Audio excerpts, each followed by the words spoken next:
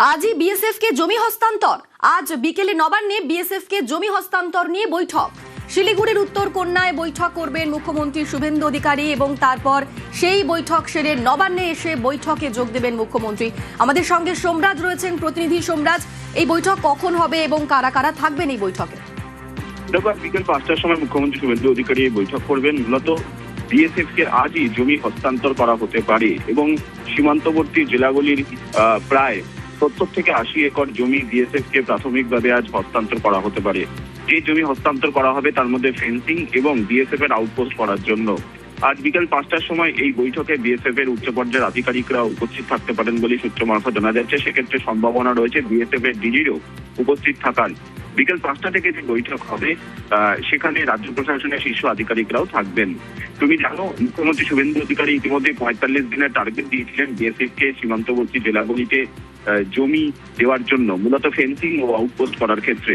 সম্প্রতি ভূমি ও ভূমি রাজস্ব দপ্তরের তরফেও সীমান্তবর্তী জেলাগুলির সঙ্গে বৈঠক করা হয় এবং দ্রুত যে যে এলাকায় ফেন্সিং ও আউটপোস্ট করার জন্য জমি প্রয়োজন তা চিহ্নিত করে তার রিপোর্ট পাঠানোর কথা বলা হয়। ইতিমধ্যেই রাজ্য সরকারের তরফে বেশ কিছু সীমান্তবর্তী জেলায় জমি কেনা হয়েছে এবং কিছু সরকারি জমিও রয়েছে। তা ইতিমধ্যে হস্তান্তরের প্রক্রিয়াও শুরু হয়েছে এবং সূত্র মারফত জানা যাচ্ছে আজ তার মধ্যে থেকেই প্রায় 70 থেকে 80 একর জমি হস্তান্তর করা হতে পারে। ধন্যবাদ সোমরাজ। আমরা দেখেছি বাংলায় ক্ষমতায় এসে সীমান্ত সুরক্ষায় নজর দিয়েছে বিজেপি সরকার। একদিকে কাঁটাতার বসাতে জমি হস্তান্তর বিএসএফ কে, অন্যদিকে চিকেন স্নেক সংলগ্ন 7টি জাতীয় সড়কের দায়িত্ব কেন্দ্রকে ছেড়ে দিল শুভেন্দু অধিকারীর সরকার। আমি শুভেন্দু অধিকারী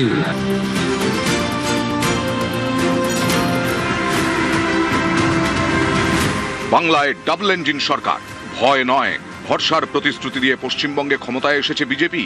ক্ষমতায় এসেই ডাবল ইঞ্জিন ফর্মুলায় অনুপ্রবেশ মুক্ত বাংলা গড়ার কাজ শুরু করল বিজেপি। বিশেষ নজর সীমান্ত সুরক্ষায়।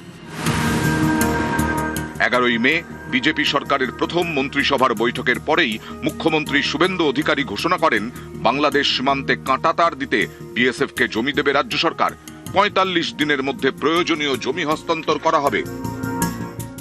আমাদের দেশের সুরক্ষার প্রশ্ন, পশ্চিমবঙ্গের সুরক্ষার প্রশ্ন এবং যেভাবে জনবিন্যাস বদলে গেছে, আজকে আমরা প্রথম দিনই কেন্দ্রীয় স্বরাষ্ট্র দপ্তর তথা বিএসএফ এর সীমান্ত সুরক্ষিত করার জন্য জমি ট্রান্সফার প্রক্রিয়া আমরা আজকে অনুমোদন দিলাম। ভূমি ও রাজস্ব সচিব তাকে এবং মুখ্য সচিবকে দায়িত্ব দেওয়া হলো 45 দিনের মধ্যে বিএসএফ এর প্রয়োজনীয় জমি হস্তান্তর সম্পূর্ণ করতে হবে। এরপরেই দ্বিতীয় পদক্ষেপ, উত্তরবঙ্গের শিলিগুড়ি করিডোর বা চিকেন স্নেককে কেন্দ্র করে থাকা 7টি জাতীয় সড়কের দায়িত্ব কেন্দ্রের হাতে তুলে দিল রাজ্য সরকার। এই এলাকা কিন্তু চিকেন স্নেক হিসেবে পরিচিত। জাতীয় নিরাপত্তার কথা মাথায় রেখে উত্তরবঙ্গের একাধিক জাতীয় সড়ক তা তুলে দেওয়া হয়েছে এনএচআই কর্তৃপক্ষের হাতে। রাজ্যে পালাবদলের পর নতুন সরকারের এই নয়া সিদ্ধান্ত।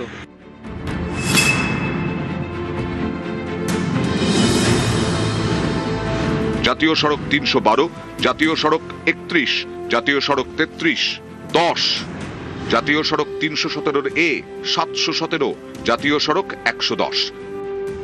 এতদিন এই 7 জাতীয় সড়কের পরিকাঠামো উন্নয়ন এবং রক্ষণাবেক্ষণের দায়িত্ব ছিল রাজ্য সরকারের পূর্ত দফতরের। সেই দায়িত্ব গেল কেন্দ্রের হাতে।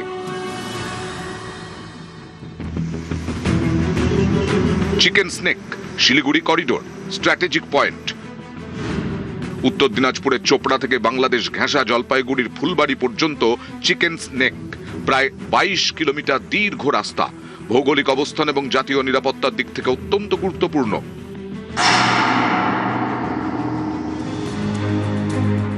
এক বছর আগেই চিকেন স্নেক সংলগ্ন 7 জাতীয় সড়কের দায়িত্ব চায় কেন্দ্র। তাতে অনুমোদন দেয়নি তৃণমূল সরকার। 4 মে রাজ্যে পালাবদল। ক্ষমতায় এসেই সীমান্ত সুরক্ষায় নজর বিজেপি সরকারের। অভিযোগ অর্থাভাব এবং জমিজটের কারণে এতদিন এই জাতীয় সড়কগুলির প্রয়োজনীয় সংস্কার এবং সম্প্রসারণ করা যায়নি। দেশের সুরক্ষায় সবসময় বাড়তি সতর্কতা থাকে চিকেন স্নেকে। এই চিকেন স্নেককে ঘিরে চীন, নেপাল, ভুটান এবং বাংলাদেশ, এই 4 দেশের সীমান্তের 100 কিলোমিটারের মধ্যে চিকেন স্নেক। 2017-এ টানা প্রায় 3 মাস ধরে ডোকলামে ভারত চীন সেনা মুখোমুখি হওয়ায় উত্তেজনা চরমে ওঠে।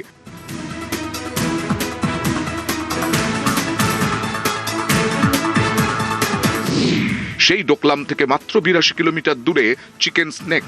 উত্তর পূর্ব ভারতের সঙ্গে ভারতের বাকি ভূখণ্ডের যোগাযোগের একমাত্র পথ এই চিকেন স্নেক।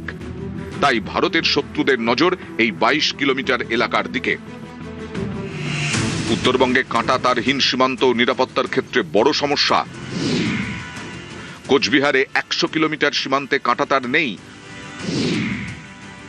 উত্তর দিনাজপুরে 220 কিলোমিটার সীমান্ত, এর মধ্যে 500 মিটার অংশে কাঁটাতার নেই। দক্ষিণ দিনাজপুরে 252 কিলোমিটার সীমান্ত, এখানে 20 থেকে 22 কিলোমিটার কাঁটাতার নেই। মালদায় 172 কিলোমিটার সীমান্ত, এর মধ্যে 27 কিলোমিটার কাঁটাতার নেই। এই সমস্যা মেটাতেই শিলিগুড়ি করিডোর অঞ্চলে জাতীয় সড়ক সহ 120 একর জমি কেন্দ্রকে হস্তান্তরের সিদ্ধান্ত রাজ্য সরকারের। চিকেন স্নেকে ইতিমধ্যেই ভূগর্ভস্থ রেলপথ তৈরির ঘোষণা করেছে কেন্দ্র। শিলিগুড়ির বাগডোগরা থেকে অসমের 3 মাইল হাট পর্যন্ত তৈরি হবে রেলপথ। ফেব্রুয়ারিতে প্রায় 40 কিলোমিটার ভূগর্ভস্থ রেলপথ তৈরির ঘোষণা করেন রেলমন্ত্রী অশ্বিনী বৈষ্ণব। नॉर्थ ईस्टर्न स्टेट्स को पूरे देश के साथ जोड़ने वाला जो हिस्सा है, उस हिस्से के लिए भी विशेष प्लानिंग की गई है। 4 लाइंस और अंडरग्राउंड लाइन की भी प्लानिंग की गई। জাতীয় সড়ক সহ এই জমি কেন্দ্রকে হস্তান্তর এবং রেলপথ হলে উত্তর পূর্ব ভারতের সঙ্গে যোগাযোগ ব্যবস্থা বাড়বে। চিকেন স্নেকে দ্রুত রাস্তা মেরামত, নজরদারির কাজ সহজ হবে। সেনাবাহিনী ও আধা সামরিক বাহিনীর যান চলাচল আরও দ্রুত ও মসৃণ হবে। আরও উন্নত CC camera, smart traffic system ও নিরাপত্তার পরিকাঠামো গড়ে উঠবে।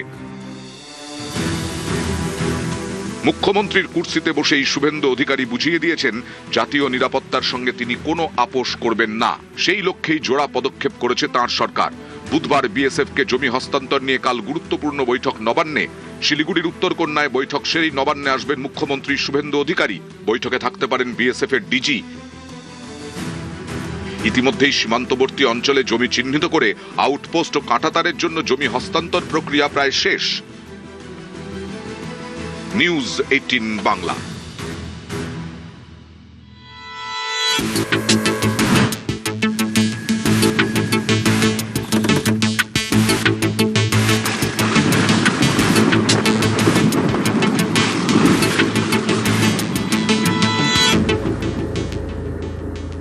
আবহাওয়ার খবরের দিকে নজর রাখবো। ভ্যাপসা গরমে হাঁসফাঁস দক্ষিণবঙ্গ, গরম এবং অস্বস্তি আরো বাড়ার পূর্বাভাস। দক্ষিণবঙ্গে আপাতত ভারী বৃষ্টির সম্ভাবনা নেই। পশ্চিমের জেলায় তাপপ্রবাহের মতো পরিস্থিতি। পুরুলিয়া, বাঁকুড়া, ঝাড়গ্রামে পারদ ছুঁতে পারে 40 ডিগ্রিতে। পশ্চিম মেদিনীপুর, পশ্চিম বর্ধমানেও 40 ডিগ্রি। কলকাতার পারদ ছুঁতে পারে 37 ডিগ্রি সেলসিয়াসে। তারই পাশাপাশি উত্তরবঙ্গের দিকে নজর রাখবো। দক্ষিণে গরম, কিন্তু উত্তরে